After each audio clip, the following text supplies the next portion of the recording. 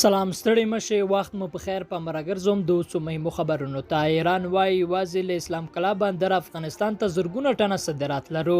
ایران وايي هر ورځ د اسلام کلا بندر لاره افغانستان ته په زرګونه ټنه سوداګریز توکي صادروي. د ایران حکومت ویلي ورسته لدی چې په بندري سیمو کې ستونزې کم او امکانات ډیر شول د ایران او افغانستان ترمنځ سوداګري هم مخ پر ودې ده. ایران وايي چې اوس هر ورځ د اسلام کلا بندر لاره افغانستان ته تر 2500 ټنه پورې سوداګریز توکي صادروي.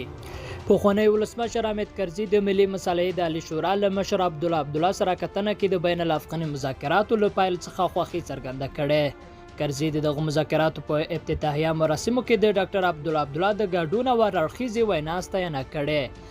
د ملګرو ملتونو امنیت شورا وايي د بین الافغاني خبرو ملاتړ کوي او بند باید تامین شي. د ملګرو ملتونو امنیت شورا د بین الافغاني مذاکراتو د پیل هرکلی کړی دی. د راپورونو له مخې د ملګرو ملتونو د امنیت شورا غړو د رایو په اکثریت هغه پریکړه لیک تایید کړی چې له مخې دوی د بین الافغاني خبرو ملاتړ کړی دی او د دایمي اوربند پر رامنځته کولو یې ټینګار کړی دی.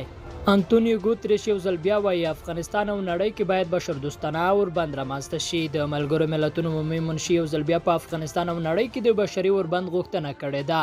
نوموړي ویلي چې په نږدې ورځو کې به د ملګرو ملتونو عمومي غونډه کیږي او دای به په کلنۍ وینا ورته اوروي. د په خبره تر ټولو ډیر تمرکز یې پر دې دی چې په نړۍ کې د روانو جګړو لپاره د پای ټکی پیدا کړي.